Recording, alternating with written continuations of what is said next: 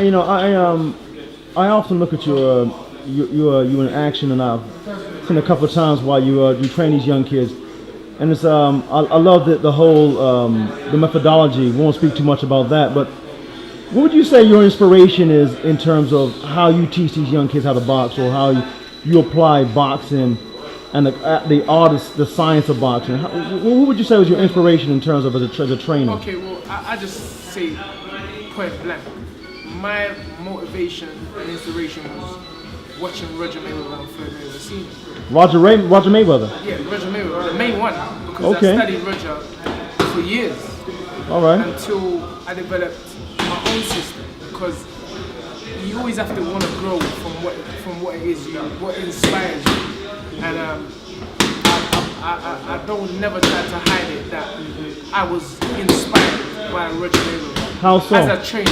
How so? How so to the point that every day I would watch Roger and Floyd in the pads for hours. Write down combinations.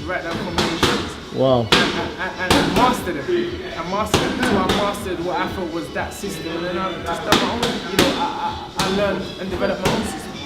But yes, you know, I was the one who took the criticism in this country for training like that, for bringing that system over here. I took the criticism for that. Right. But now you only need to look on YouTube now and see what's going on. Yeah. You know, and every Tom, Dick, and Harry's trying to do it. every Tom, Dick, and Harry is trying to do it. So why is it you think that Roger Mayweather doesn't get the respect as a trainer? Because often they talk about Freddie Roach being trainer of the year, God knows how many times. Yes. You got another one there. Although I do respect him as a trainer, Roberto Martinez. Robert Garcia, who was another good trainer. And you know, let's go back to The Roger Mayweather, why he isn't getting Roger Mayweather. Why do you think he doesn't get the respect? He's not meant to. He's what?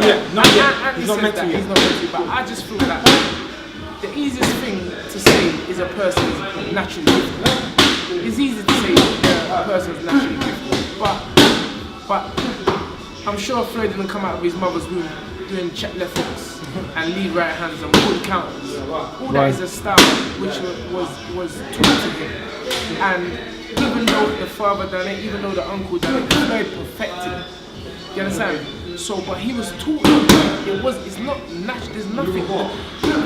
You be natural and don't train, and let me be unnatural and train and see who's gonna win.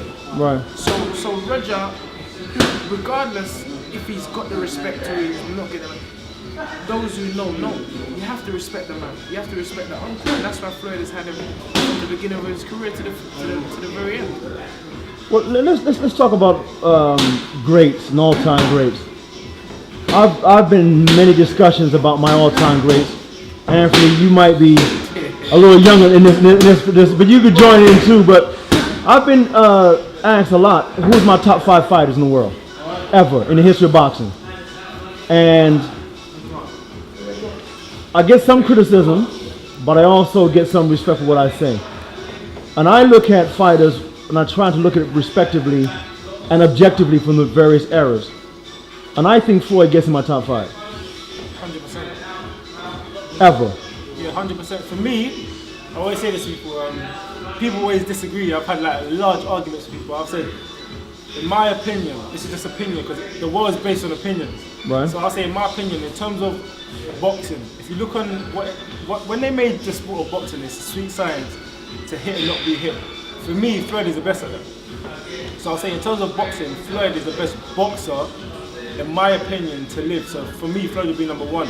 If you want to say who's the best fighter, I would say you can't knock people like Sugar Ray Robinson, who had 170 something fights and 150 something, was it 150 something knockouts? Yeah, so in terms of a fighter, you have to put people like, and what's it, Sugar Ray Robinson above Floyd, in terms of how much people he knocked out, how many fights he actually had. He's fighting like every month.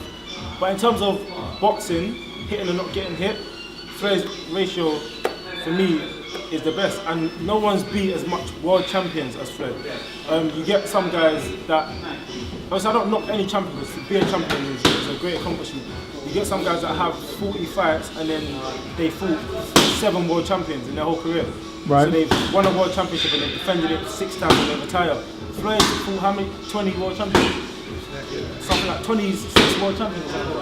Over It's 18-year crazy. career. It's crazy. So to have to fight the best people in the world, and he's been in like 2 generations.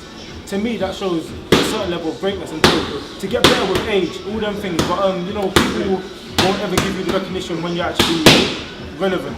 They always wait until you're irrelevant to give you a props. People like Michael Jordan, Michael Jackson, who else? Mike Tyson, Muhammad Ali. When Muhammad Ali was actually boxing, people hated him.